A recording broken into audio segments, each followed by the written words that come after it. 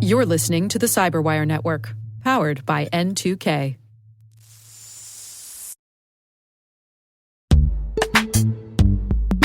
CISOs and CIOs know machine identities now outnumber humans by more than 80-1. And without securing them, trust, uptime, outages, and compliance are at risk. CyberArk is leading the way with the only unified platform purpose-built to secure every machine identity, certificates, secrets, and workloads across all environments, all clouds, and all AI agents. Designed for scale, automation, and quantum readiness, CyberArk helps modern enterprises secure their machine future. Visit cyberark.com/machines to see how.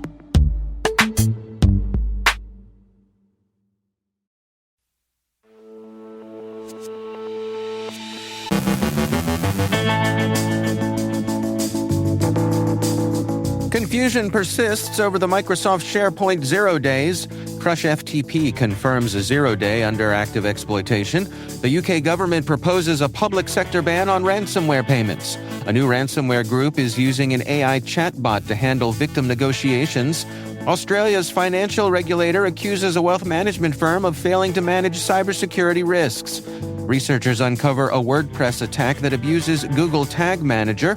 Arizona election officials question CISA following a state portal cyberattack. Hungarian police arrest a man accused of launching DDoS attacks on independent media outlets. On our Threat Vector segment, guest host Michael Sikorski and Michael Daniel of the Cyber Threat Alliance explore cybersecurity collaboration. And a spyware kingpin wants back in.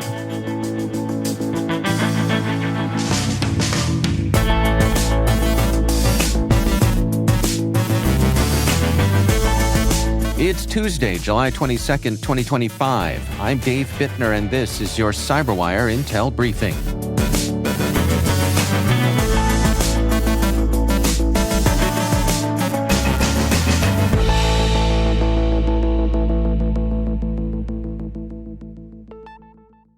Thanks for joining us. It's great to have you with us today. As we reported yesterday, a wave of zero-day attacks has hit Microsoft Sharepoint servers, exploiting flaws that researchers recently linked to a remote code execution exploit chain called ToolShell. The attacks began around July 17th, targeting strategic sectors like energy, tech consulting, and government. 2 patched flaws were reportedly bypassed, prompting Microsoft to assign 2 new CVEs. One allows unauthenticated code execution, the other enables spoofing. Despite patches, confusion persists about which vulnerabilities were chained during the attacks. Sentinel-1 identified 3 attack clusters, including those by state-sponsored actors. Reports indicate exfiltration of cryptographic secrets and circumvention of MFA and SSO protections. Over 9,000 internet-facing SharePoint servers are at risk, mainly in North America and Europe. CISA has added one of the CVEs to its known exploited vulnerabilities list and advises immediate patching. Microsoft also urges organizations to rotate cryptographic keys post-remediation. In other Microsoft news, Redmond is urging businesses to contact support to address a bug in the July 2024 Windows Server 2019 update that disrupts cluster service operations. The issue causes repeated restarts, node failures, and VM instability, especially on systems using BitLocker with cluster-shared volumes. While a fix is in development, Microsoft has not yet released it publicly and recommends reaching out for guided mitigation until a permanent update is available. CrushFTP has confirmed a zero-day vulnerability is being actively exploited in older versions of its file transfer software. The company's president said the flaw, patched in builds after July 1st, was discovered after hackers reverse-engineered their code. Over 1,000 unpatched instances have been identified globally, with hundreds in the U.S. and Europe. Most attacks occurred around July 18th. Some attackers are disguising outdated vulnerable systems to appear current. CrushFTP has issued guidance for affected users. The identity of the attackers remains unknown, but groups like the Clop ransomware gang have a history of exploiting similar flaws in file transfer tools. This incident highlights ongoing threats to file-sharing platforms, which are prime targets for stealing sensitive data from government, corporate, and academic users. CISA has previously warned about CrushFTP vulnerabilities and continues to monitor related threats in the file transfer space. The UK government is proposing new measures to combat ransomware, focusing on protecting hospitals, businesses, and critical services. Under the plan, public sector bodies and operators of national infrastructure, like the NHS and schools, would be banned from paying ransoms. Nearly 75% of public consultation respondents supported the move. Private businesses would need to notify the government if they intend to pay a ransom, ensuring such actions don't violate sanctions. A mandatory reporting regime is also in development to help law enforcement gather intelligence and disrupt ransomware networks. The proposals aim to break the financial model driving cybercrime, especially attacks tied to Russian-based groups. Officials stress the need for strong cybersecurity practices, including offline backups and recovery plans. Supporters, including the British Library and Co-op, welcome the effort to improve resilience. These steps are part of the UK's broader plan for change to defend against evolving cyber threats. A new ransomware-as-a-service group, Global Group, has emerged, rebranding older threats Mamona RIP and Blacklock. While not highly innovative, the group's standout feature is using an AI chatbot to handle victim negotiations. This bot operates on a Tor-based panel, automating communication and psychological pressure to scale operations across time zones. Victims face steep ransom demands and threats of data leaks. The ransomware uses a Golang-based payload compatible with Windows, Linux, Mac OS, and even ESXi systems, favoring fast concurrent encryption. Analysts also found poor operational security, linking Global to Russian infrastructure used by Mamona. The builder allows affiliates to customize attacks, enhancing evasion and reach. Picus Security recommends multiple detection and mitigation strategies, including monitoring Go-based processes, restricting access to native utilities, simulating attacks, and enforcing least privilege policies to defend against this growing ransomware threat. Australia's financial regulator, ASIC, has taken legal action against Fortnum Private Wealth for allegedly failing to manage cybersecurity risks, exposing clients to significant threats. The firm is accused of lacking proper policies, training, and oversight, particularly for its authorized representatives.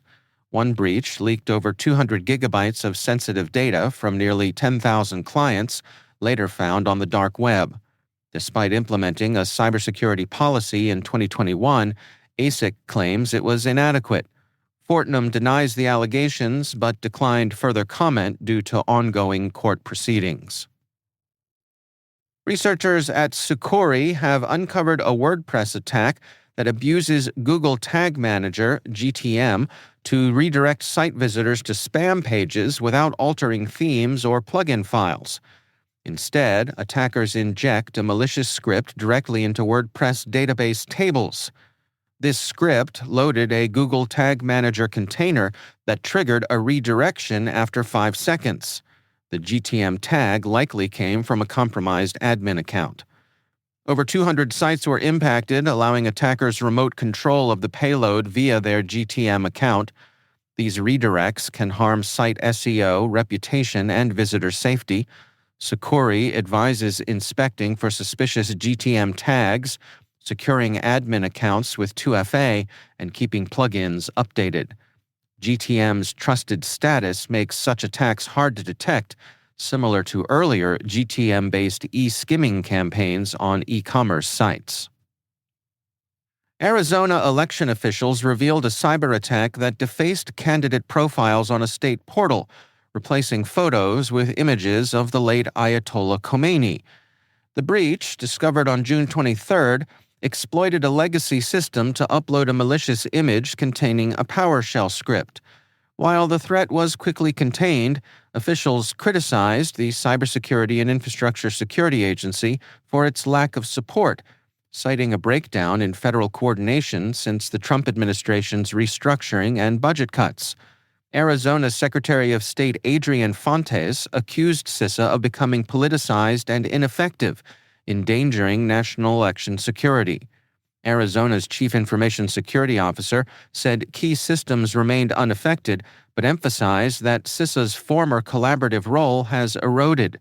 This incident, following U.S. action against Iranian nuclear sites, included pro-Iran messaging, though attribution remains uncertain.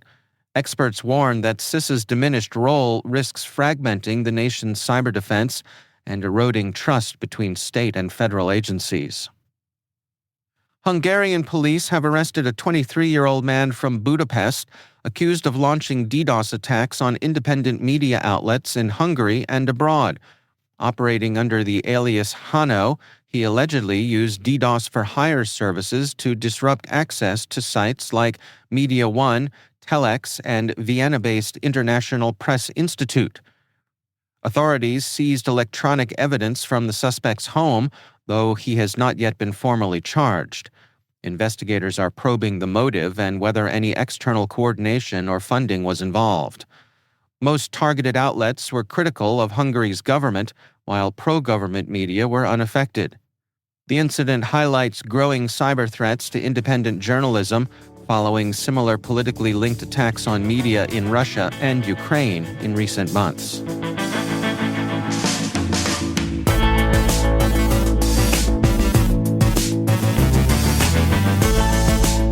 Coming up after the break on our Threat Vector segment, Mike Sikorski and Michael Daniel of the Cyber Threat Alliance explore cybersecurity collaboration, and a spyware kingpin wants back in. Stay with us.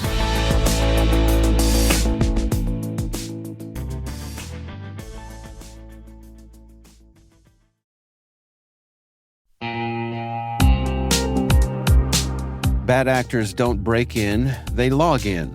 Attackers use stolen credentials in nearly 9 out of 10 data breaches, and once inside, they're after one thing: your data. Varonis's AI-powered data security platform secures your data at scale. Across LaaS, SaaS, and hybrid cloud environments, join thousands of organizations who trust Varonis to keep their data safe. Get a free data risk assessment at varonis.com.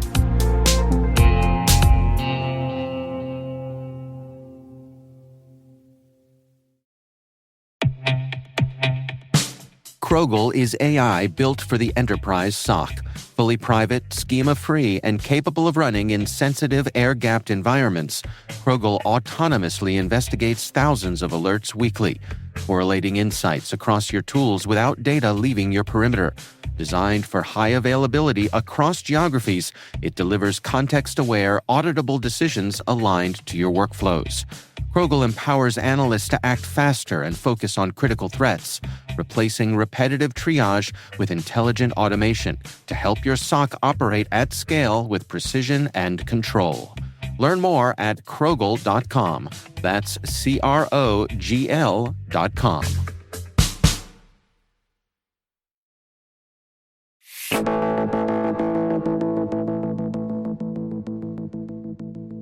On this week's Threat Vector segment, guest host Michael Sikorski is joined by Michael Daniel from the Cyber Threat Alliance. They explore cybersecurity collaboration. Hi, I'm David Moulton, host of the Threat Vector podcast, where we break down cybersecurity threats, resilience, and the industry trends that matter most. What you're about to hear is a snapshot from the no-holds-barred look at collaboration in cybersecurity between guest host Michael Sikorski and Michael Daniels from the Cyber Threat Alliance.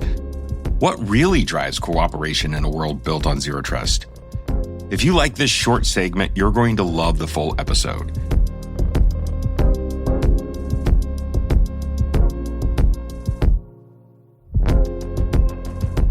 So, Michael, welcome. No, thank you for having me. Before we dive into the hard questions, you've been leading the CTA, Cyber Threat Alliance, for for over 8 years now. Looking back, what moment stands out to you as the first time you felt, okay, this is working? Yeah, when I think about that, to me, one of the early signs of that was during the WannaCry incident, that we were able to get a lot of different member companies on a call simultaneously and have them talk about what they were seeing and what they were not seeing. And at the beginning of WannaCry, everybody thought that that was being spread by an email vector. And when we assembled the different CTA members on the call and everybody started saying what they were seeing, and nobody was finding an email vector for WannaCry. And it was one of those things that you could almost feel it around the room of like, well, wait a minute. If nobody among this set of people is seeing an email vector, maybe there's not an email vector. And so it really prompted everyone to go look in a different direction. And that was one of the first times that I realized that like this model could actually work.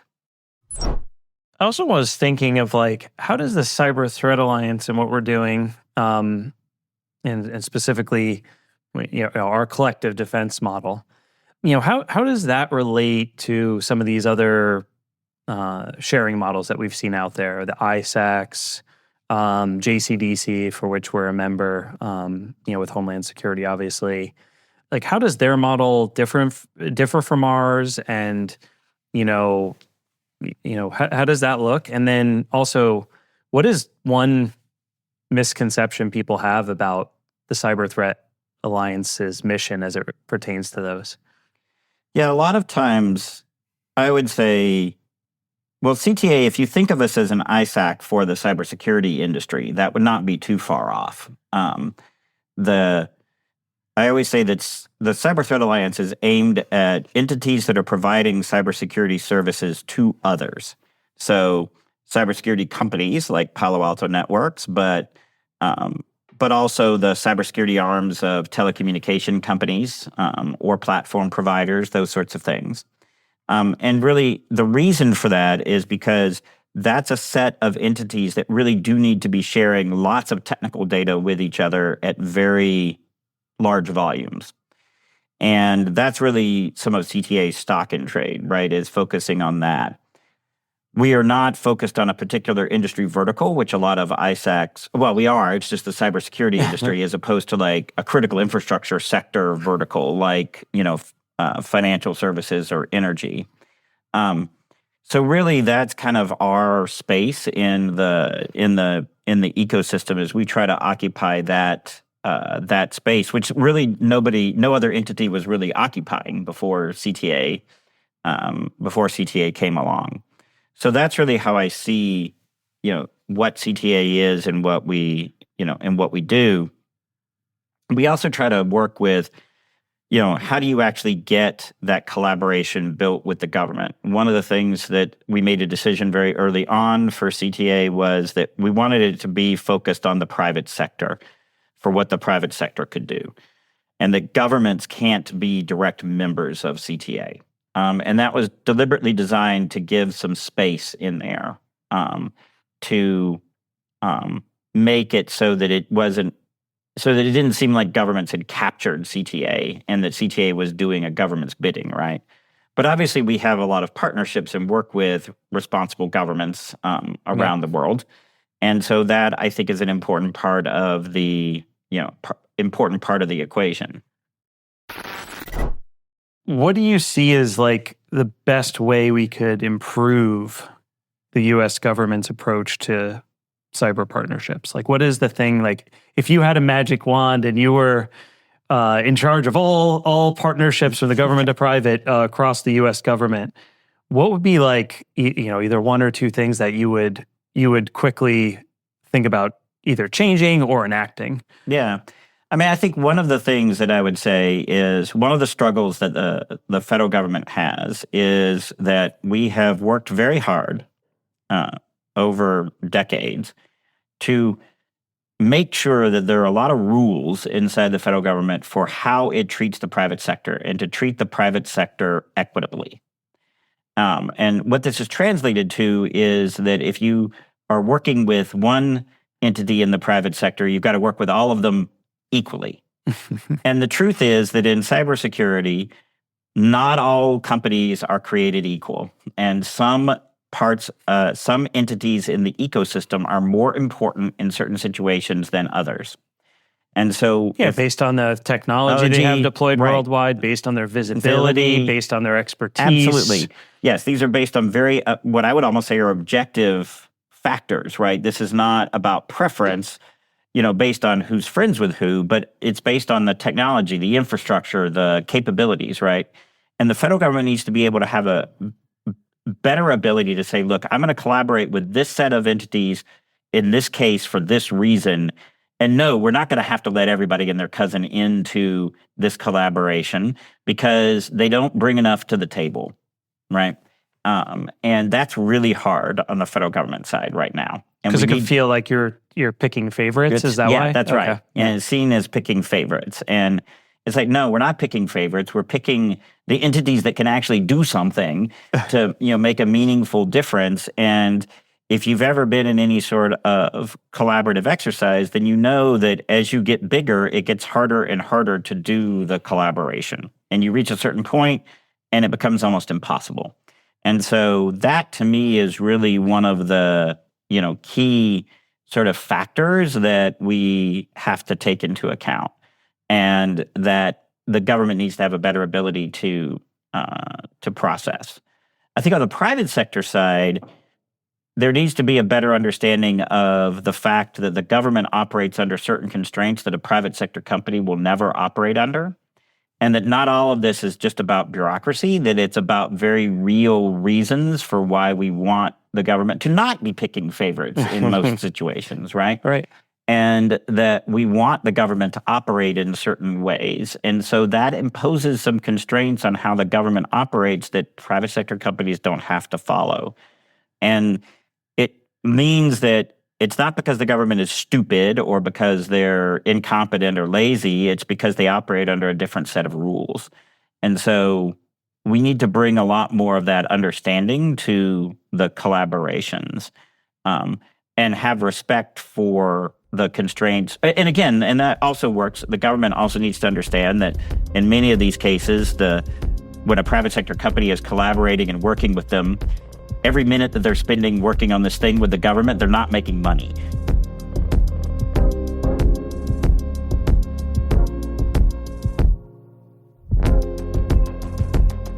If that got your attention, don't wait. Listen to the full episode now in your Threat Vector podcast feed.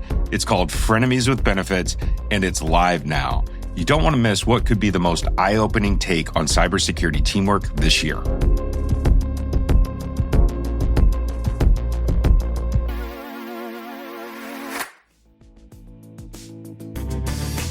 And be sure to check out the complete Threat Vector podcast right here on the N2K Cyberwire Network or wherever you get your favorite podcasts.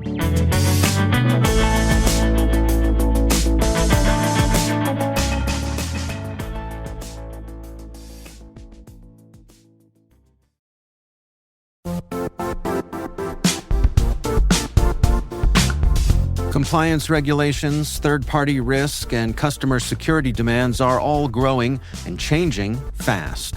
Is your manual GRC program actually slowing you down? If you're thinking there has to be something more efficient than spreadsheets, screenshots, and all those manual processes, you're right.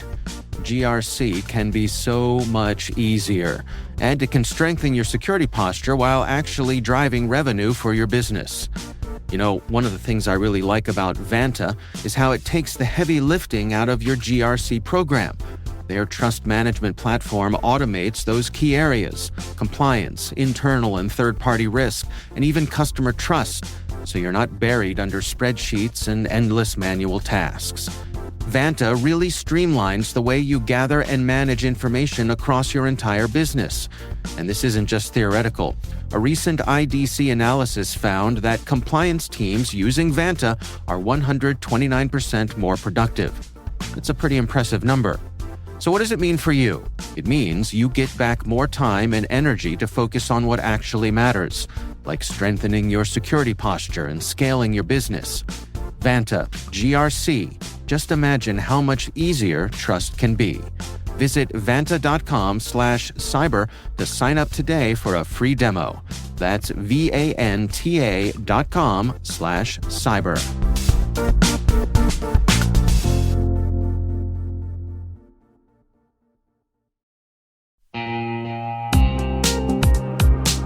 Hey everybody, Dave here. I've talked about Delete Me before, and I'm still using it because it still works.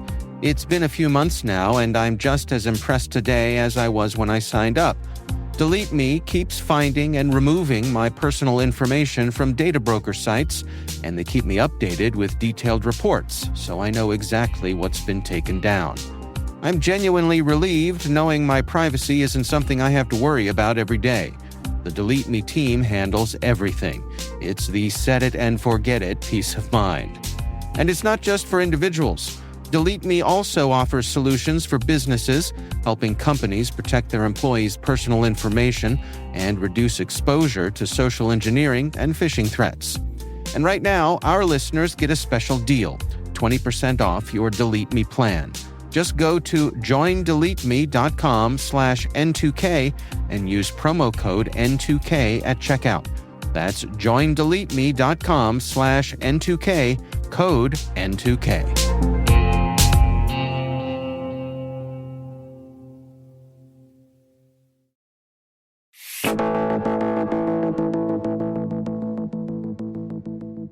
And finally, Scott Zuckerman, the spyware entrepreneur, perhaps best known for leaking private user data like a sieve, is asking the FTC to lift the 2021 ban that barred him from the surveillance industry.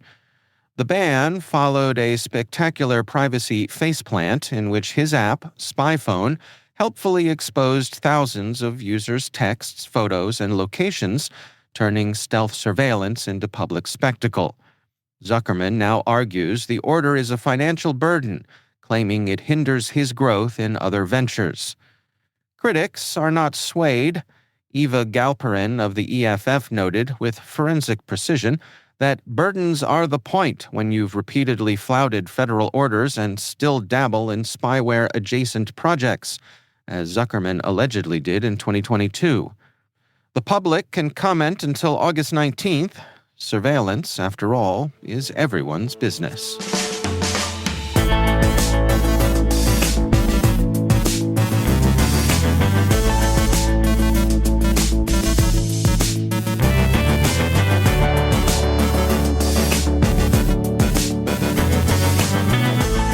And that's the Cyberwire. For links to all of today's stories, check out our daily briefing at thecyberwire.com.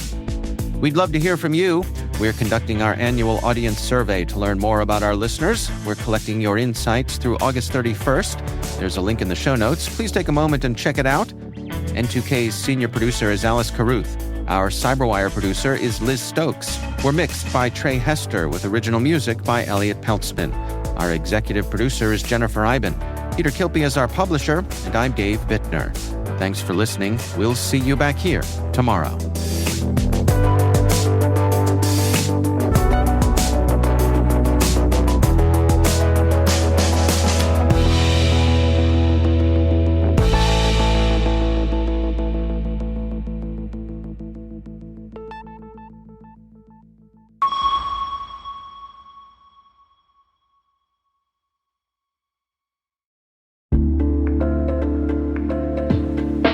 And now, a word from our sponsor, ThreatLocker, the powerful zero-trust enterprise solution that stops ransomware in its tracks. Allow Listing is a deny-by-default software that makes application control simple and fast. Ring fencing is an application containment strategy, ensuring apps can only access the files, registry keys, network resources, and other applications they truly need to function. Shut out cybercriminals with world-class endpoint protection from ThreatLocker.